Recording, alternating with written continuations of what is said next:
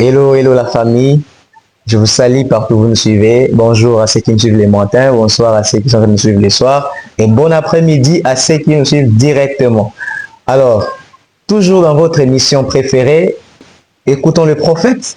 Nous sommes encore cet après-midi sur un sujet très sensible, un sujet très intéressant. Et alors, avant de commencer, avant de vous dire qui j'ai invité sur ces plateaux, avant de vous présenter l'homme de Dieu qui est avec moi sur ces plateaux, je vais d'abord vous demander de ne pas zapper, de ne pas surtout bouger votre téléphone, hein, augmenter votre volume. Là, vous allez très bien nous suivre. Vous allez plus en bénéficier. C'est votre sujet que vous avez demandé. Nous voulons que vous puissiez parler de tel sujet. Ceux qui n'étaient pas connectés ne savent pas, peut-être ils vont le découvrir. Et abonnez-vous, partagez, likez sur votre chaîne YouTube Anak TV. Vous pouvez nous contacter en commentaire, vous pouvez nous appeler directement via les numéros qui est affiché au bas de vos écrans. Alors, cet après-midi, nous avons reçu pour vous l'homme de Dieu, le révérend. Lui-même va se présenter parce que je ne vais pas les présenter. Je pense que beaucoup sont déjà criés. Nous disons bon après-midi et bonsoir à notre invité. Bonsoir révérend. Bonsoir et bon après-midi. Merci beaucoup. Merci. Je pense que vous allez pouvoir vous présenter pour que les auditeurs, les fidèles téléspectateurs puissent, les internautes puissent aussi vous connaître, ceux qui ne vous connaissent pas. Moi, je me présente. Je suis le frère Joseph Massoud Mutombo. C'est ça mon appellation. Je suis l'un des ministres dans l'évangile. Je suis l'un des auxiliaires de Malachie 4. Amen. C'est ça ma présentation, c'est que je suis. Je suis l'un des chrétiens, l'un de vous aussi, en tant que chrétien. Merci beaucoup, révérend. Nous tous nous avons suivi, nous avons récit pour vous l'homme de Dieu, le révérend Joseph Massoudi Mutombo. C'est un ministre de l'évangile de Jésus-Christ. Les gens qui défendent la cause de ces messages. Les gens qui sont sur la vérité absolue.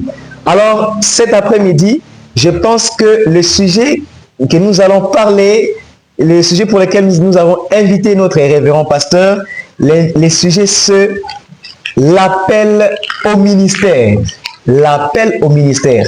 Alors, le révérend pasteur, ensemble avec lui, nous allons pouvoir développer notre sujet, notre grand thème, l'appel au ministère. Je dirais, il y a des gens qui ont des appels au ministère, mais maintenant, aujourd'hui, les révérends vont nous étaler tout le secret sur l'appel au ministère. Révérend, comment vous sentez ce sujet, l'appel au ministère? Bon, l'appel au ministère, c'est vraiment un sujet qui est vraiment très complexe. Vraiment. Plusieurs membres de l'Église, à plusieurs serviteurs de l'Église. C'est un sujet qui tourmente plusieurs. Et c'est aussi un sujet que plusieurs serviteurs n'arrivent pas à comprendre. Donc, jusqu'à aujourd'hui, il y a plusieurs pasteurs, plusieurs prédicateurs, plusieurs serviteurs de Dieu qui ne comprennent pas qu'est-ce qu'est un appel. Vraiment, dans ce sens-là, que le cours que vous avez vraiment appelé, vous avez dit non, nous voulons qu'on parle de ce sujet. Et c'est comme ça que les révérends est là. Parce que ceux qui ne comprennent pas très bien, nous tous ensemble, nous allons suivre petit à petit et surtout ne zappez pas. Petit à petit, vous allez comprendre les étapes. Je vous dis qu'il y a plusieurs questions qu'on va poser aux révérends. Et c'est que c'est la question que toi qui as aussi un appel, tu te poses souvent. Mais maintenant, aujourd'hui, la réponse est là. Alors, révérend, la question que nous allons d'abord nous poser, c'est quoi l'appel au ministère? C'est quoi l'appel au ministère? Qu'est-ce qu'on appelle l'appel? On entend toujours parler appel au ministère. Appel au ministère. C'est quoi l'appel? Merci beaucoup, Papa Armand. l'appel, c'est une approche particulière. Une approche particulière. C'est vraiment intéressant. C'est ça l'appel. Une approche particulière. Ah, quelqu'un vous appelle pour que vous puissiez venir. Ah, alors je pense que nous avons compris la définition de ce que c'est l'appel. Donc, quelqu'un vous appelle pour que vous puissiez venir. C'est vous approcher de la personne qui vous appelle. Mais alors qu'aujourd'hui, révérend, c'est compliqué. On peut voir les gens aller prêcher, soit disant qu'ils ont l'appel. Est-ce que le fait d'aller prêcher directement sans l'appel, ou encore, est-ce que ça a des inconvénients? Oui, ça a plusieurs inconvénients, parce que on peut servir que si on a été appelé. Vraiment. Si on n'a pas été appelé, on ne peut pas servir. Oh Seigneur. Là, c'est servir Dieu en dehors de sa volonté. Essayer de rendre un service à Dieu en dehors de sa volonté. Oh là là. Nous comprenons que par l'appel, c'est comme je disais, frère Emmanuel, venez. C'est ça l'appel, non? Les frères ont écouté ma voix et il va venir parce que c'est moi qui l'ai appelé. Oui. Et maintenant, quand je l'ai appelé, je dois aussi lui dire pourquoi je l'ai appelé. Vous l'avez appelé. Ça aussi, ce sont toujours les étapes des appels. Pourquoi vous l'avez appelé? Vraiment. Alors, là, le révérend a répondu à notre première question. Et notre deuxième question est, qui appelle les gens au ministère? Celui qui appelle les gens au ministère, c'est Dieu. Non, c'est faux. Ce n'est pas Dieu. Pourquoi pas? Mais parce qu'on nous a dit que ce sont des évêques, des pasteurs et tout ça. Celui qui lance l'appel au ministère, c'est Dieu. C'est très intéressant. C'est Dieu qui appelle les gens, qui appelle ses serviteurs dans son service. Ah. Oui. Mais c'est au monde à sali ba conférence, to sali ba réunion, ote lelo yo komi motei wana ezaka nini?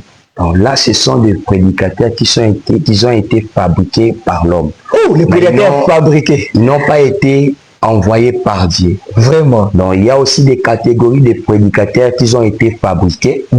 Au lieu d'être appelés et envoyés, et ils n'ont jamais été appelés et ils n'ont jamais été envoyés. C'est vrai. Mais on les a fabriqués par un évêque, par un système du monde. Un docteur ou un système qu'on les a fabriqués. Oh là là, bien aimé, vous êtes en train de suivre l'appel au ministère avec notre révérend. Je rappelle, nous avons reçu le révérend pasteur Joseph Mutombo. Alors, la question suivante que nous voulons connaître, vous avez dit, il y a des prédicateurs fabriqués par les hommes, fabriqués par les évêques ou les systèmes du monde. Alors, révérend, comment savoir que vous êtes appelé au ministère? Comment savoir que Dieu vous a appelé au ministère? Comment on doit savoir ça? Bon, pour aborder cette question-là, nous devons prendre dans Jérémie 1er. Jérémie, on peut prendre avec ceux qui nous suivent rapidement. Moi, je pense qu'on doit prendre... Jérémie 1er et 4e. Alors, Jérémie 1er, 4e verset. Vous pouvez lire ça, révérend, vous-même? La Bible dit, la parole de l'Éternel. Ah, moi, je pense que ceux qui me révèrent à Tanguy et Moké, vous allez attriquer Bissot, c'est ça, non? Les frères, on va lire avec moi ensemble, vous avez la Bible aussi. Parole de Jérémie, fils d'Esquija, l'un des sacrificateurs d'Anatote, dans les pays de Benjamin. La parole de l'Éternel lui fit adresser au temps de Josias, fils d'Amon, roi de Juda, la 13e année de son règne, et au temps de Joachim, fils de Josias, roi de Juda, jusqu'à la fin de la 11e année de Sédécias, fils de Josias, roi de Juda, jusqu'à l'époque où Jérusalem fut amenée en captivité au 5e mois. La parole de l'Éternel me fit adresser en ces mots. Avant que je t'eusse formé dans le ventre de ta mère, je te connaissais. Et avant que tu fusses sorti de son sein, je t'avais consacré, je t'avais établi prophète des nations. Waouh! C'est trop intéressant. Ah! Je n'ai jamais lu ça. Oui, c'est Dieu qui appelle les gens. Ok. C'est Dieu qui doit vous appeler. Parce qu'ici, Dieu est en train, il est en train de rappeler à Jérémie. Avant qu'il soit formé. Vraiment. Donc il était d'abord dans les reins de son père, mais Dieu l'avait appelé pour être prophète. Vraiment. Donc avant même que Jérémie ne soit né. Et dans les reins de son père. Oh là là. Lui, il était déjà prophète. dès les reins de son Père. Ok. Donc c'est Dieu qui appelle les gens. Ça, c'est vraiment intéressant. Donc, sans Dieu, vous ne pouvez pas dire qu'on vous a appelé, non. Pour venir répondre à l'appel divin, on doit passer par Dieu. Parce que Dieu, dans sa préscience, il a conçu chacun, il a mis le travail sur chacun de nous dans sa préscience. Il avait déjà établi chacun dans son travail. C'est par là, il rappelle à Jérémie qu'avant que tu sois formé, moi j'étais établi déjà prophète. Sérieux. Wow. Alors, vive vos explications. Vous avez dit c'est Dieu qui appelle. Maintenant, dans les explications, vous l'avez été. Je veux maintenant connaître seulement la réponse. Bref. Peut-on prêcher sans l'appel de Dieu? Oui ou non?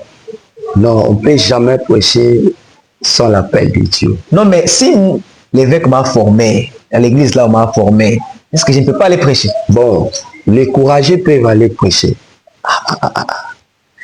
Maintenant, quelles sont les conséquences? Même quand je suis courageux, je vais prêcher parce que je suis courageux, mais je n'ai pas l'appel de Dieu. Mais il y a plusieurs conséquences. On peut énumérer quelques conséquences. Parce que Moïse, il avait l'appel de Dieu, c'est Dieu qui l'avait appelé.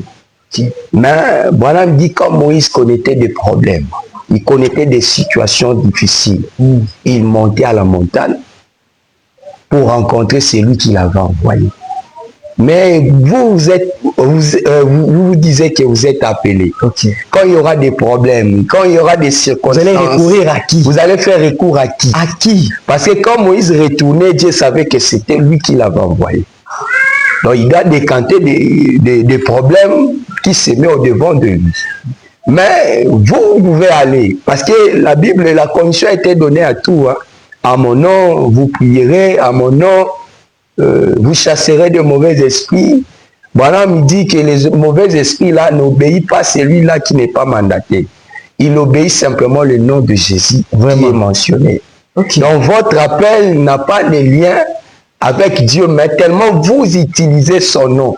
Parce que c'est un nom qui n'échoue jamais devant des problèmes ou devant des obstacles. C'est par là l'on va constater, ah non, comme ça marche ici, donc je me mets dans les rangs des gens qui sont appelés. Or que c'est faux. Alors, révérend, si vous dites ça, mais un frère m'a posé la question et dit, mais frère, moi je veux un peu connaître. Toujours dans ce sujet, l'appel au ministère, il m'a donné l'exemple de Paul, quand il était encore seul. Il était auprès de Gamaliel. Oui. Mais Paul n'était pas encore chrétien, il était persécuteur des chrétiens. Oui. Est-ce que peut-on dire que, pas Paul, je dis bien, je parle d'abord de Saul. Est-ce que Saul avait l'appel? Oui, il avait l'appel parce que nous devons retourner dans Jérémie ici. Premier verset jusqu'à 4. Ah, donc il avait l'appel parce que Dieu le connaissait déjà avant la fondation du monde. Alors je pense que le bien-aimé qui a posé cette question-là a déjà la réponse. Saul, même en étant dans les péchés, même en étant persécuteur, mais l'appel de Dieu était déjà en lui. Avant qu'il soit dans les reins de son Père. Avant qu'il soit dans les reins de son Père. Dieu l'avait établi déjà prophète. Mais comment il persécutait les chrétiens pendant que lui, Dieu l'avait déjà établi? Comment il persécutait les chrétiens? C'est parce qu'il était dans l'état de l'ignorance.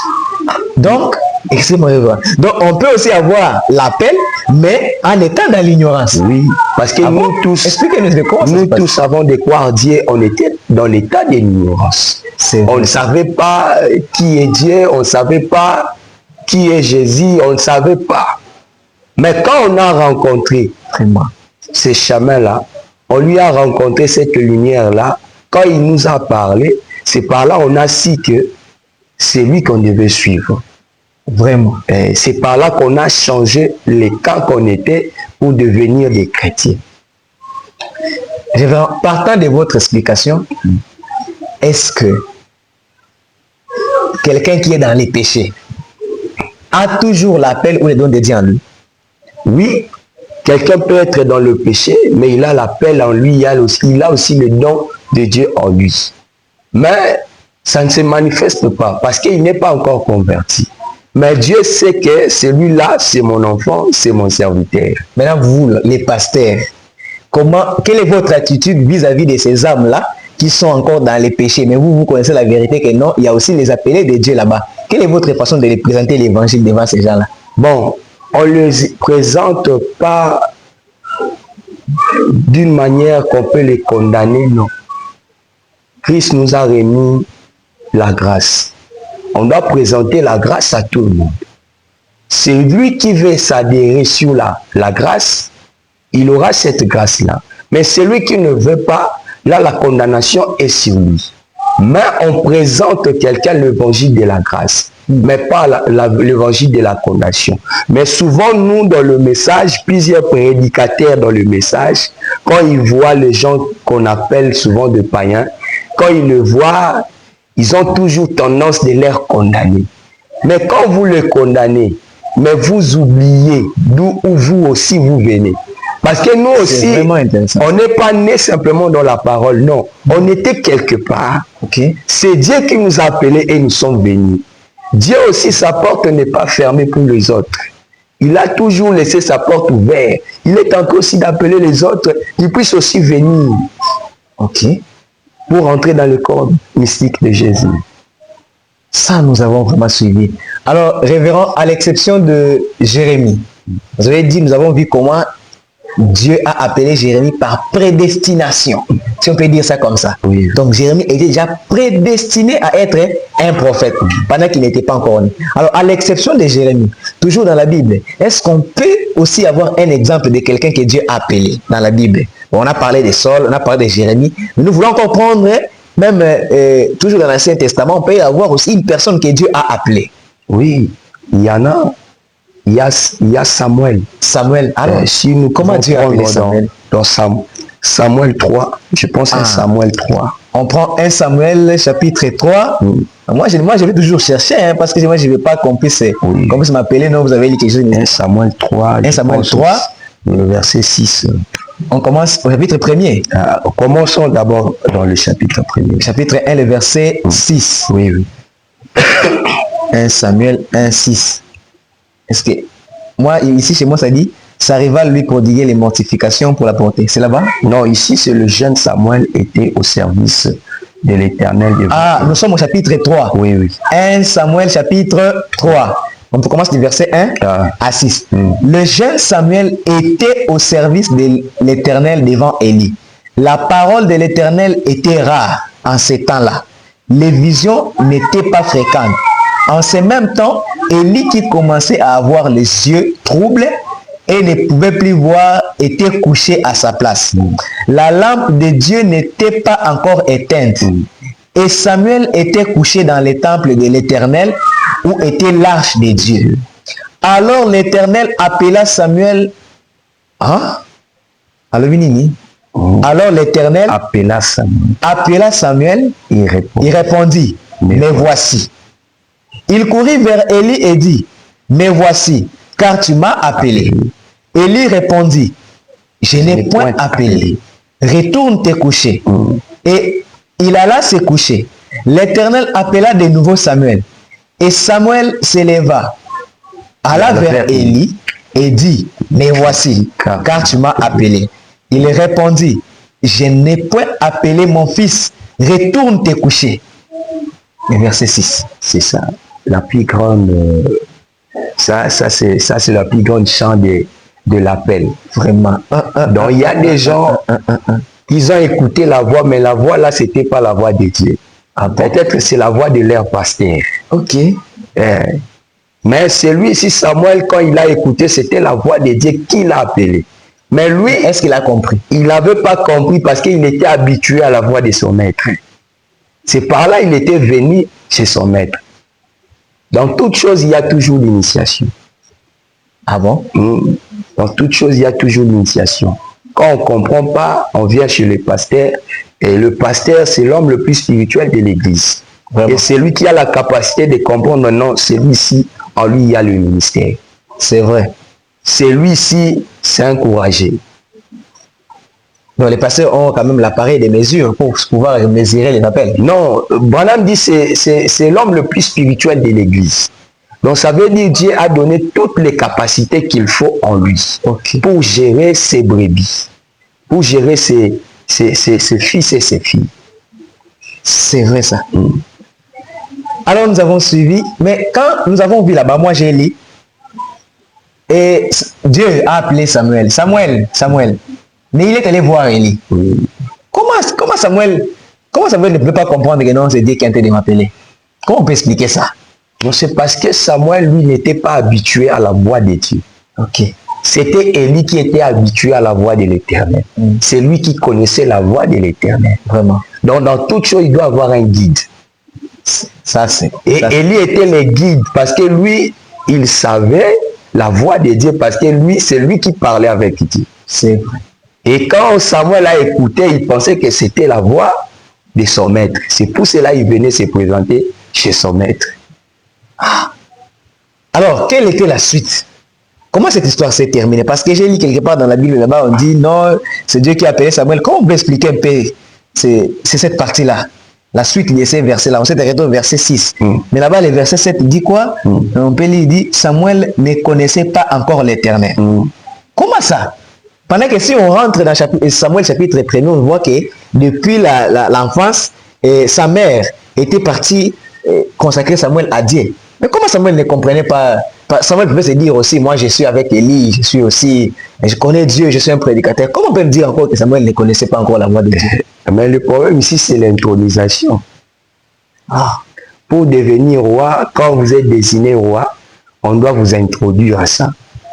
Dans chaque travail, il doit y avoir quelqu'un pour vous guider, pour vous montrer ce qui est en vous.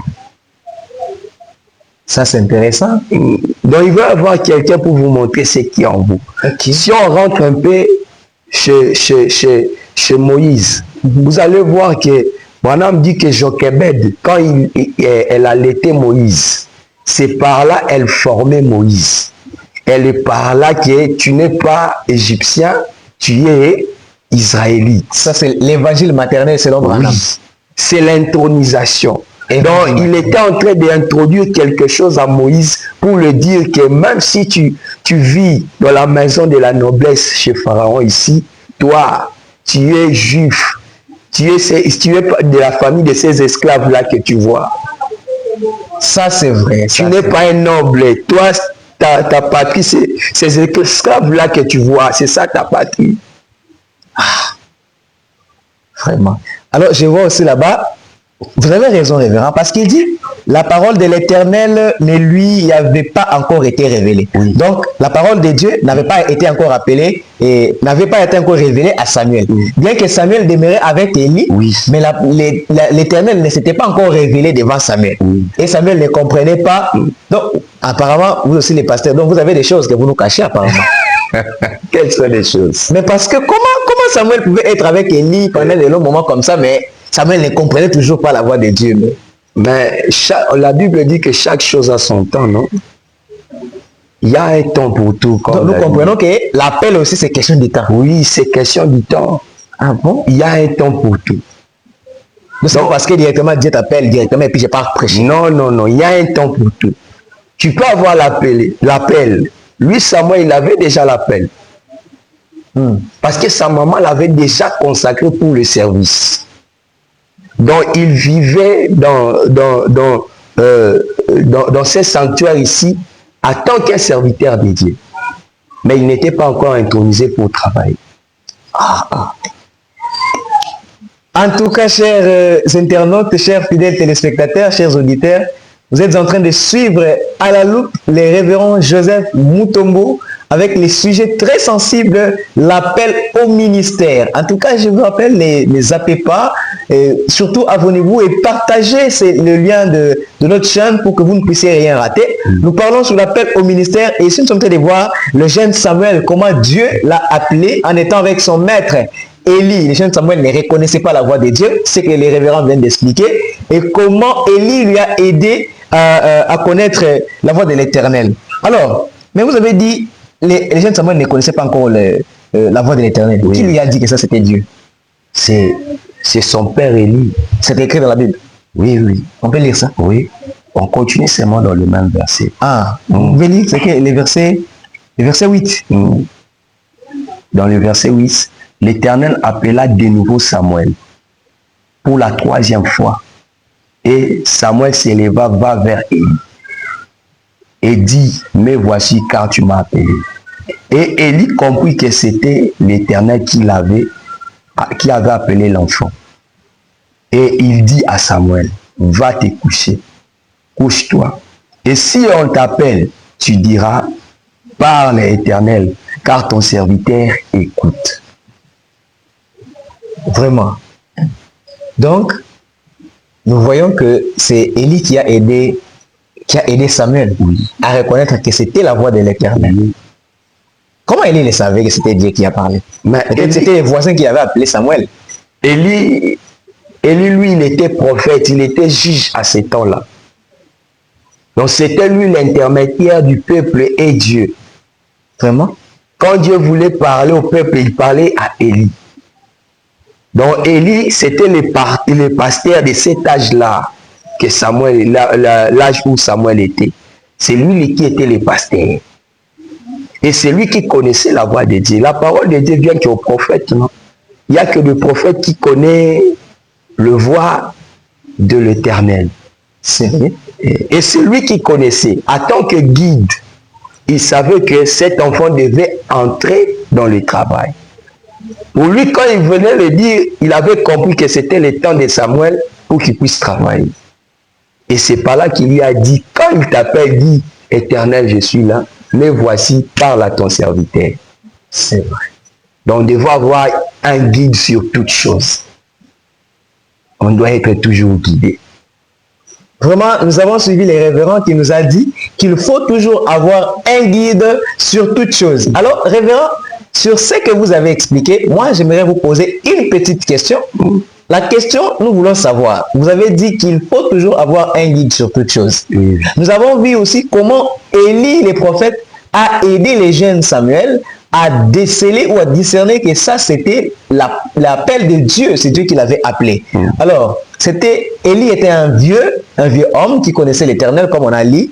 Mais est-ce qu'aujourd'hui, nos anciens, nos vieux là, comme Élie, est-ce qu'ils sont aussi en train d'aider les jeunes pour leur faire croire ou leur montrer que c'est Dieu qui vous appelle? Est-ce que les vieux accompagnent-ils les jeunes dans les appels? Oui, c'est vrai, il y a aussi de vieux. Pour ce temps ici, il y a aussi de l'exception quelque part.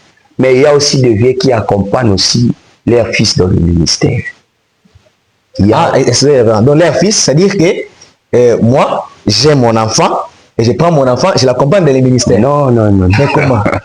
Expliquez-nous un peu, parce que nous voulons comprendre. Ce sont des pasteurs, non? Quand il y a un pasteur, c'est un père. Ces brebis, ce sont des fils, ce sont ses filles. Ok. Il y a des pasteurs aussi qui accompagnent leurs fils spirituels aussi dans le ministère. Et c'est lui, quand il comprend qu'en lui, là, en frère Armand, il y a un ministère. Je dois l'encadrer. Okay. Il y en a. Mais il y a des autres qui n'aiment pas encadrer les dons qui sont dans les autres. Ils ne veulent pas reconnaître les dons. Il s'est dit, bon, si j'encadre le frère Armand, quand il sera un grand prédicateur, en tout cas, c'est moi qui aura des combats ici à la chaîne. Sérieux. Si j'encadre le frère Samuel, demain il sera un grand prédicateur ici. Donc ça veut dire je serai en menace, en danger avec ma chère ici. Mais pour ne pas créer des problèmes sur moi, je ne vais pas seulement les encadrer. Mais il comprend bien que le frère Samuel, il a un don. Le frère Armand, il a un don. Mais il cherche seulement à détruire ces dons-là pour que ça ne puisse pas travailler parce que ça va lui causer des préjudices. C'est vraiment très fort. Je n'arrive pas à digérer cela. C'est vraiment très fort. C'est des révélations. Oh Seigneur Jésus, aide-nous. Donc, un papa qui se dit, je ne vais pas aider tel fils parce que si seulement lui monte, en tout cas, ce sera des combats avec moi. Oui. Mais ces comportements-là, comment vous jugez ça, révérend, à la lumière de la parole? Est-ce que ça, c'est une bonne manière d'agir? Mais ces comportements-là sont des comportements égoïstes. Vous allez voir, observer ici chez Élie, ici. Élie avait ses enfants. Et ses enfants aussi travaillaient au temple. Parce qu'ils étaient des Lévites. Ah, je pense qu'il y a Fné, c'est ça? Il y avait aussi... Ses enfants-là travaillaient aussi au temple. Ok.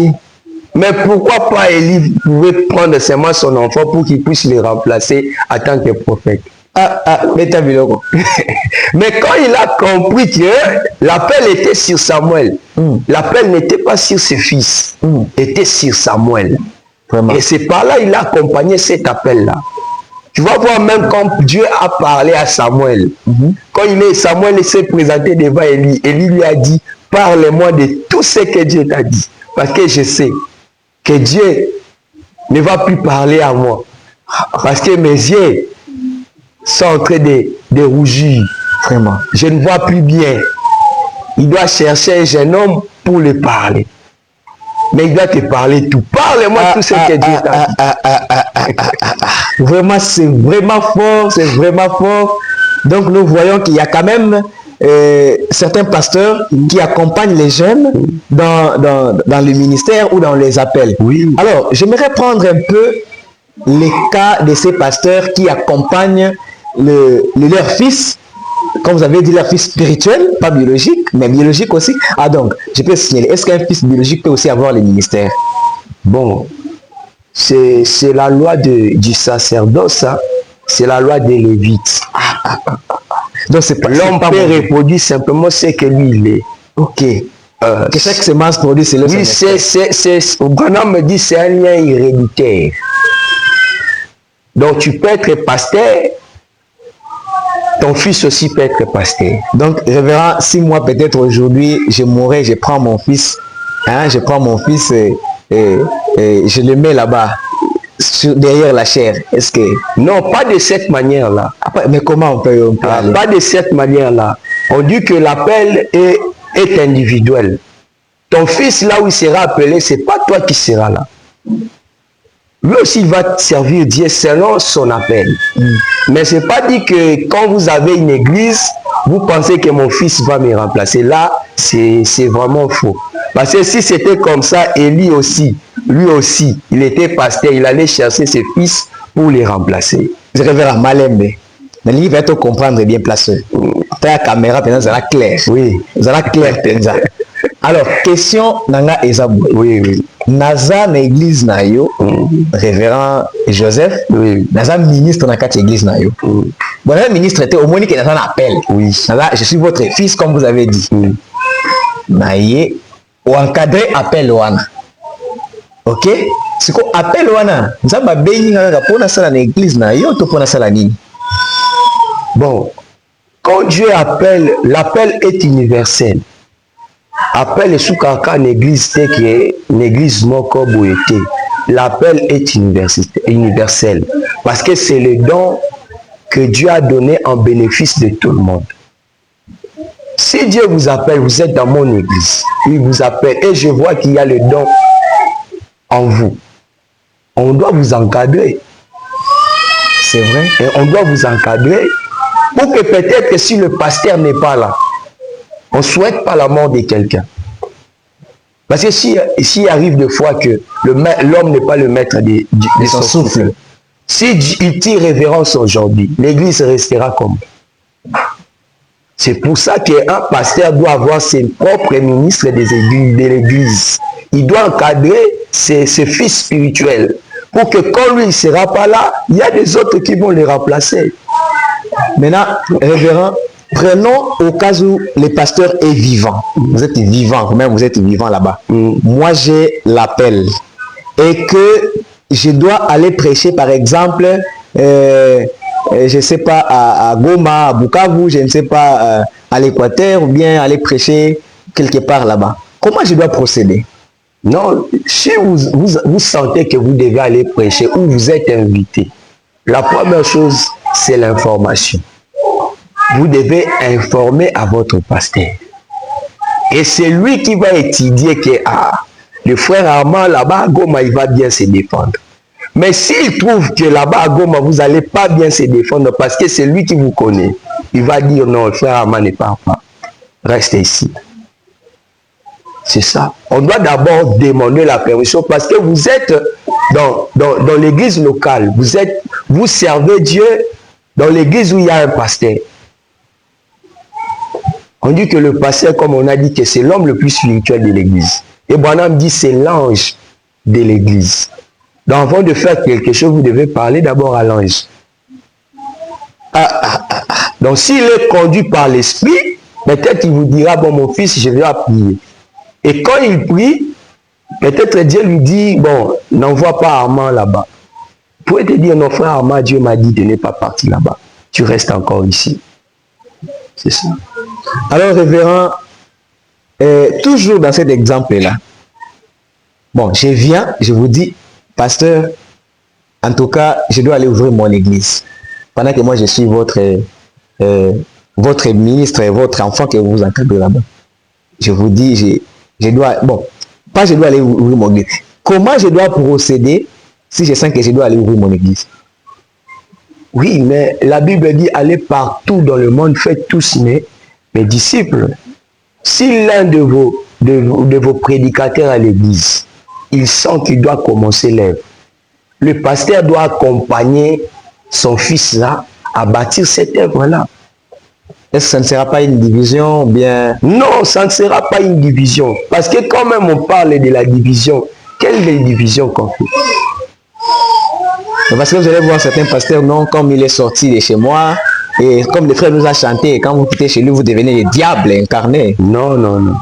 C'est parce qu'ils ne comprennent pas, ils ont toujours des motifs égoïstes. Non, tant qu'on aux bandimi nangai. Est-ce que bandimi on bazakaya yo? Quand Dieu a rencontré Pierre, il a dit, Pierre, paie mes brebis. Ce n'était pas les brebis de Pierre. C'était les brebis de qui? De Jésus. Ce sont les brebis de Jésus. Nous faisons que le travail de les encadrer. Nous encadrons les brebis du maître. Mais ça, si quelqu'un trouve bon que je devais aller soutenir les frères Armand, que les frères Armand deviennent mon pasteur, moi, en tant que le pasteur du frère Armand, je ne vais pas m'intercaler. Je vais appuyer le frère Armand en tant que mon fils pour que l'œuvre, que ça puisse avancer. Parce que si demain le frère Armand devient grand, moi aussi je deviendrai grand. On dira là-bas que tel père, tel fils. Oh là là là là. En tout cas, Lelo, en tout cas, nous sommes en train d'aller sûrement vers la fin. Nous rappelons à ceux qui venaient apprendre d'entrer en ligne, de nous suivre. Nous avons reçu pour vous le révérend pasteur Joseph Mutombo. Et le sujet que nous sommes en train d'aborder, c'est l'appel au ministère. Alors, si vous venez d'entrer, veuillez vraiment recommencer, l'émission, la vidéo. Vous allez suivre. Il y a plein de choses que vous avez déjà ratées. Et surtout, n'oubliez pas de vous abonner. Alors, révérend, la question, vous avez répondu comment un ministre doit procéder pour ouvrir une église lorsqu'il est dans une église locale. Alors, révérend, quand vous parlez de l'appel au ministère, nous voulons aussi connaître, est-ce que vous avez aussi été appelé? Vous, les révérends Joseph, est-ce que vous avez aussi été appelé? Oui, j'ai été appelé. Dis-nous un peu comment Dieu vous a appelé. Qui vous a appelé d'ailleurs? C'est Dieu qui m'a appelé. Dis-nous un peu comment il vous a appelé. Moi, mon appel, ça a commencé depuis le bas âge. C'est vrai? Oui, oui. Dieu, quand je suis né, il y a un temps que je faisais que tomber malade. Hein, vous voyez, la croissance des enfants sont toujours comme ça. Aujourd'hui, vous êtes malade. Donc, le parent partait dans plusieurs églises pour savoir qu'est-ce qui fait que l'enfant puisse tomber malade. Mais il y a eu des églises que ma mère a fréquentées. Tout ça pour chercher ma guérison. Et quand il partait dans ces églises-là, on lui disait que ton enfant ne va pas mourir. Il servira Dieu. C'est un serviteur de Dieu, il va servir Dieu. Même quand je grandissais, ma mère m'amenait dans des églises. Je me souviens encore, il y avait l'église de PVA Longo. C'était vers Cité Verte, vers l'entrée Maman Mobutu. Il y avait une église là, de Rameau. On passait même nuit là-bas, de PVA Longo. C'est par là Dieu parlait, il a dit à ma mère que ton enfant sera un serviteur de Dieu. Et il ne va pas mourir, parce que ma mère pensait que je pouvais mourir l'un des jours. Et Dieu a dit à ma mère, à travers ces serviteurs-là, et on dit non, ton fils ne mourra pas, il sera un serviteur de Dieu. Mais en grandissant, ma mère a changé des églises. Il est parlé, même aux charismatiques, chez les catholiques, on lui disait toujours que ton fils ici ne mourra pas, sera un serviteur de Dieu. Et quand on est parti prier chez ACK, là, quand on était à ACK, ma mère aussi avait toujours le souci sur moi. Mais quand on passait dans le ligne de prophétie là-bas chez ACK, il y avait des moments de consultation. Même quand un serviteur de Dieu ou un prophète qui vient quelque part, quand il vient, il disait toujours à ma mère que ton fils ici, c'est un serviteur de Dieu. Il prêchera la parole de Dieu. Il a l'appel de Dieu. Il te servira. C'est par là, ça s'est recommencé. Même quand moi-même j'ai pris conscience, on priait dans des groupes de prière. J'ai prié aussi en Nzambe Malamu. En Nzambe Malamu, j'ai été dirigeant d'une chorale. J'ai évolué là-bas en Nzambe Malamu. On me disait toujours tu seras un serviteur de Dieu. Et j'ai laissé Nzambe Malamu. Je suis rentré au catholique. En rentrant au catholique là-bas, ça n'a pas tenu. Je suis allé chez 8e CEPAC. En 8e CEPAC, j'ai rencontré un pasteur là-bas. Il s'appelle le pasteur Médard. Paix à son âme. Oh là là, il a déjà rendu l'âme. Et ce papa-là me disait toujours, mon fils, toi tu dois servir Dieu. Je voyais comme s'il me coinçait. Lui me disait, mon fils, toi tu dois servir Dieu. Mais à ce moment-là, j'étais encore un pied dedans, un pied en dehors. Je crois même un jour, il venait chez nous pour nous voir. J'étais seul à la maison. J'avais mis des cassettes de rap là, parce que moi, j'écoutais beaucoup de rap.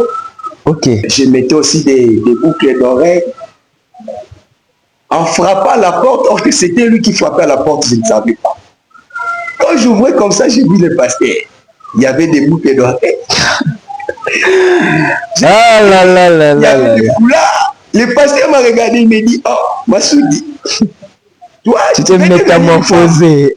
J'ai dit non, pasteur. Alors pourquoi tu portes des boucles d'oreilles? J'ai enlevé. Alors des foulards comme ça, tu veux devenir une fille? J'ai dit non, pasteur.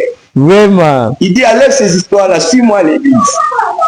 J'ai enlevé, je l'ai suivi à l'église. Ce papa-là me disait toujours, toi, tu dois servir Dieu. J'ai l'impression que Dieu met dans mon cœur pour te former, pour que demain, tu puisses nous remplacer à l'église.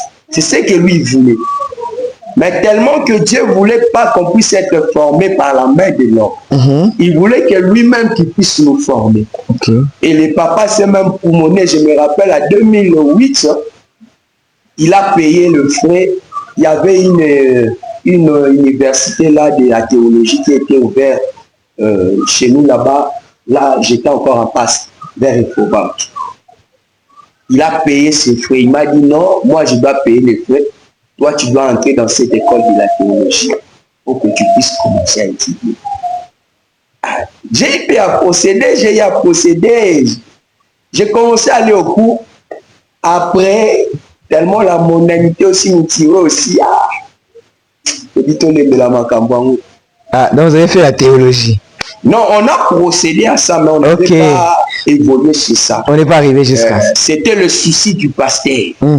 Qu'on puisse devenir serviteur de Dieu pour qu'on puisse servir. Ah, donc là, nous revenons à ce qu'on a dit qu'il y a des gens formés par les pasteurs, mais qui n'ont pas l'appel de Dieu. Qui n'ont pas l'appel de Dieu. Oh là là là là, révérend. L'avant-dernière question, parce que nous citons déjà vers la fin. Je vois vraiment les temps nous est vraiment jaloux. Alors, l'avant-dernière question, parce qu'il y a une question que j'ai réservée pour la fin, mais je prends d'abord l'avant-dernière question. Quelles sont vos expériences avec Dieu pour confirmer que c'est lui qui vous a appelé? Bon, il y a plusieurs expériences. Pouvez-vous me donner même 3? Bon, je me rappelle, il y a un temps, je suis venu habiter chez ma mère ici à Tindele. Tellement j'avais abandonné tout ce qui étaient des choses de Dieu, je m'intéressais. Il y a un jour, j'ai eu un songe qui était vraiment terrible, pertinent. Je me suis dit, bon, ce songe ici, je dois partager ça avec vous. Chez nos voisins, il y avait un frère là qui croyait le message, il était un frère du message. C'était un frère très sérieux, il s'appelait Riche. Je me suis dit, bon, je dois le voir parce que lui, il est vraiment sérieux, que je puisse le parler. Et je lui ai parlé de ces songes-là, il me dit, dans ces songes ici, Dieu a dit que tu puisses retourner en lui. Et Dieu a dit, si tu continues dans la petitesse, de vivre simplement la vie que tu es en train de mener, il va te tuer. Tu dois prendre une décision. Tellement il m'avait parlé, ça m'avait vraiment tourmenté. Parce qu'il m'avait été vraiment compliqué. J'ai dit au frère, tu m'amènes à l'église des dimanches. Lui m'a dit, oui, nous sommes des branamistes. Est-ce que toi, tu vas, ça te plaît aussi de venir dans l'église des branamistes? Moi, je lui ai posé la question. Là, on ne prêche pas Jésus. Il dit, oui, on prêche Jésus. Ah, mais moi, je lui ai dit, alors où est le problème? Je dois aller. Et je suis allé. Et le premier jour que j'étais allé dans l'église, c'était dans l'assemblée de Bénis. C'est le pasteur Niembo, je me rappelle. Le premier jour où j'entrais, il y avait un prédicateur qui venait de Bujumbura. Et ce prédicateur-là, il prêchait reconnaître son jour et son message. Et quand il a fini de parler, on demandait les gens qui doivent croire à Jésus-Christ. Là où j'étais tellement abattu. Je suis passé de l'avant. On m'a mené dans le Maïndi ici, on m'a baptisé. Et c'est par là que j'ai écrit le message. En évoluant, en croyant le message, ce qui m'étonnait au message quand je venais, je voyais les gens entrer dans l'ancien. Je me demandais, ah, ça aussi c'est quoi encore? Parce que j'ai vu ça chez Kimba ou là-bas. Vraiment, vous avez dit, ce sont purement des pratiques dénominationnelles. Mais ici, quoi encore les gens doivent entrer dans l'ancien? Mais il y a eu un jour aussi, on passait sur la ligne de prière, le pasteur Barouti m'a imposé les mains sur la ligne de la prière. Ah, j'ai y à tomber là par terre, j'étais vraiment sale ce jour-là. J'avais même honte de rentrer. L'expérience du baptême, l'expérience du Saint-Esprit. J'ai roulé. Là, j'ai quitté Béni pour venir sur Barouti Tabernacle. C'est à Barouti Tabernacle que j'ai commencé à comprendre ce qui était la peine. C'était en Barouti Tabernacle parce que j'avais trouvé le pasteur Paloumou, le pasteur Barouti, le pasteur Landou, il y avait aussi le pasteur Mal. Mais c'est par là que j'ai compris, avec leur prédication, ils m'ont aidé à comprendre le ministère. Oh là là, vraiment révérend. Là, ce sont les expériences que les révérends viennent de nous raconter. Je pense que ils ont tellement ébellé ceux qui te le disent. En tout cas, dans les témoignages et tout ça, vraiment, hein, on n'aura pas vraiment le temps. Donc, c'est comme on dit toujours, la télé est les Kamwangonga. Et nous allons citer d'abord dans 5 secondes, révérend, qu'est-ce que vous pouvez conseiller aux jeunes qui ont des appels? Bon, ce qu'on pouvait conseiller aux jeunes qui ont des appels, c'est de ne pas être pressé. Ne pas être pressé quand vous avez l'appel. C'est très intéressant ça. Être patient. Vous savez, Samuel avait l'appel, il n'était pas pressé. Ok. Pour preuve, il ne connaissait pas la voix de l'Éternel. Mais dans ces temps ici, il y a des Samuel qui connaissent la voix de l'Éternel avant qu'on puisse les presser. Sérieux. On doit avoir la patience pour bien entrer dans le travail. Peut-être Dieu est en train de vous préparer. Quand ça sera le temps, Dieu va agir. C'est comme moi. Quand j'ai quitté Kinshasa, je suis allé en Angola. J'étais avec un pasteur. Je le salue, le pasteur Louis Bengi. Pasteur Louis Bengi, là où vous êtes, que Dieu vous bénisse richement. Nous vous saluons au nom de Jésus-Christ. J'étais à ses pieds. Vous savez, le pasteur Louis Bengi, c'est celui qui m'a vraiment beaucoup formé. Il m'a formé en qualité d'un pasteur. Mais là, je ne prêchais pas, je n'étais même pas ministre. Mais lui, il voulait que je puisse prêcher. Il me disait, toi, tu as des dons, tu dois prêcher. Mais moi, je le disais, pasteur, le temps n'est pas encore. Il me dit, ah, avec tout ce que toi, tu en as, tu n'arrives pas à prêcher. Ça me fait mal au cœur. Je veux que tu puisses prêcher. Je disais toujours, pasteur, c'est pas encore le temps. C'est question du temps, pasteur Louis. C'est question du temps. Mais quand j'ai eu à se séparer avec lui, je suis rentré à Kinshasa. Parce que quand j'étais en Angola, il y a un temps, je voulais aller en Europe. Mais Dieu m'a obligé de retourner à Kinshasa. Et je crois que si j'allais en Europe, peut-être que j'allais mourir là-bas. Parce que j'avais plus des ambitions de servir Dieu. Et je suis rentré ici à Kinshasa, c'est par là l'appel est venu. Et quand j'ai commencé à prêcher, je lui ai informé, j'ai dit, pasteur, j'ai commencé à... Votre rêve est accompli, maintenant j'ai commencé la prédication. Le pasteur me dit, quand moi je te disais d'aller prêcher, tu ne croyais pas. Tu m'as dit que ce n'était pas le temps. Mais maintenant tu m'informes que tu prêches. Et je crois de tout mon cœur que c'est le temps de Dieu. Ok.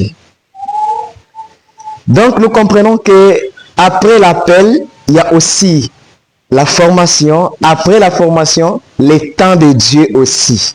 Ne soyez pas pressés, même quand Dieu vous a appelé, même vraiment quand vous savez que c'est Dieu qui vous a appelé. Donc je pense que c'est la première partie de notre émission, mais nous reviendrons toujours continuer. Il y a encore des questions qui sont restées en suspense. Parce que les amis qui peuvent se trouver maintenant, après l'appel, qu'est-ce qu'il faut encore?